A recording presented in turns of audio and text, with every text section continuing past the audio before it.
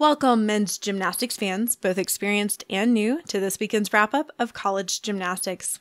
I'm your host, Kensley, and I've teamed up with Virtius to bring you the best of the best from the 2022 Rocky Mountain Open. This past weekend, 4 NCAA teams and 2 GymAct teams gathered in Colorado Springs, Colorado to open their collegiate season. Several teams were at less than their best due to COVID and could not fill full rosters. This had a particular impact on the host, the Air Force Academy, as they could not produce a full lineup. For those new to the sport, this year boasts a new competition format of 5-up, 5-count for the entire season. This means that if a team cannot field a full lineup, they automatically count zeros for their scores. As for the meet itself, this competition had implications far beyond that just of the NCAA season. This meet also served as one of the final qualifiers to the 2022 Winter Cup, where a new U.S. national team will be selected. Oklahoma swept the all-around podium and will be sending gymnast Fuzzy Venus, Zach Nunez, and Radel Gamboa to Texas at the end of February. And now, here's our picks for this week's highlights. Artistry was key in this week's highlights for floor exercise. In a sport that has largely been dominated by tumbling, these gymnasts are working to put the artistry back into artistic gymnastics. Nebraska's Sam Phillips took top marks with his balance of difficulty, execution, and artistry. He opened with a huge 2.5 twisting double tuck, but be sure to watch for the beautiful full turn before his dismount. We can't talk about men's artistic floor routines without mentioning Jackson Harrison of ASU. Check out their routine for a unique switch leap to Sassone combination.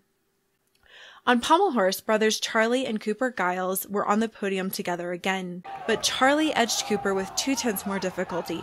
However, it was Cooper who had the better execution and was only one of 2 gymnasts to break the 9-0 execution barrier. On still rings, there was a tie between Oklahoma's Fuzzy Venus and Stanford's Mark Berlaga. Venus showed great control of his Jonathan to Yamawaki swing sequence and capped his routine with a stuck double-double dismount. That stick gave him a 1/10 bonus into his D-score, which allowed him to tie for the win. Berlaga demonstrated a higher level of difficulty with a nice planche to Maltese series and then capped his routine off with a small hop on the double front pike dismount. The vault that stole this meet is named after 2004 Olympic champion Kyle Shufelt. This Yurchenko entry with 2.5 twists was performed beautifully by both Curran Phillips and Charlie Giles. Phillips had the slight edge with a little more height and the highest E-score of any apparatus at a 9.5. On parallel bars, Blake Sun had the single best piece of gymnastics for the entire meet. His lower degree of difficulty but pristine 9.2 execution won him the top spot on the podium.